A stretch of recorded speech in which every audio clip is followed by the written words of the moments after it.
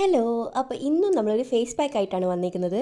അതിനാദ്യം തന്നെ ഇതുപോലെ ബീട്രൂട്ട് ഒന്ന് കട്ട് ചെയ്തെടുത്ത് മിക്സിയിലിട്ട് നന്നായിട്ടൊന്ന് അരച്ച് അതിൻ്റെ ജ്യൂസ് മാത്രം നമുക്കൊന്ന് അരിച്ചെടുത്തിട്ട് അതിൽ നിന്ന് 1 ടീസ്പൂൺ ബീട്രൂട്ട് ജ്യൂസ് മാത്രം മതി. ബാക്കി ഞാൻ ഇതുപോലെ ഐസ് ക്യൂബ് ആക്കാൻ വേണ്ടിയിട്ട് വെച്ചിട്ടുണ്ട്. ഈ 1 ടീസ്പൂൺ ജ്യൂസിലേക്ക് നമുക്ക് 1 ടീസ്പൂൺ അരിപ്പൊടി കൂടി ആഡ് ചെയ്തിട്ട് നന്നായിട്ടൊന്ന് മിക്സ് ചെയ്തെടുക്കുക. എന്നിട്ട് അതിലേക്ക് 1 ടീസ്പൂൺ കേട് കൂടെ ആഡ് ചെയ്ത് അതും നന്നായിട്ടൊന്ന് മിക്സ് ചെയ്തെടുക്കുക.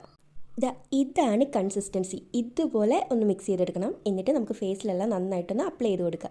വീഡിയോയിൽ കാണുമ്പോൾ ഒരു പിങ്ക് കളറാണ് തോന്നുന്നത്, പക്ഷേ നമ്മൾ നേരിട്ട് കാണുമ്പോൾ ഒരു നല്ലൊരു ഡാർക്ക് പർപ്പിൾ കളറാണ് ഈ ഒരു മാസ്കിന്. ഞാൻ ബീട്രൂട്ട് പൗഡേഴ്സ് ആണ് കൂടുതൽ യൂസ് ചെയ്തിട്ടുള്ളത്. ആദ്യമായിട്ടാണ് ഇതേപോലെ ബീട്രൂട്ട് ജ്യൂസ് ആയിട്ട് എടുത്ത് യൂസ് ചെയ്യുന്നത്.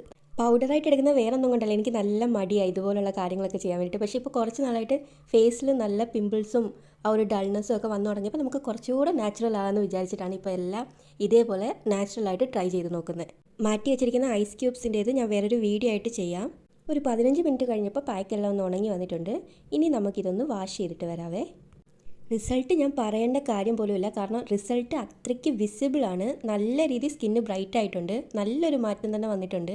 ഞാൻ യൂസ് ചെയ്തതിൽ ബെസ്റ്റ് പാക്ക് എന്ന് തന്നെ പറയാം. അപ്പോൾ അടുത്ത വീഡിയോയിൽ കാണാം. ബൈ.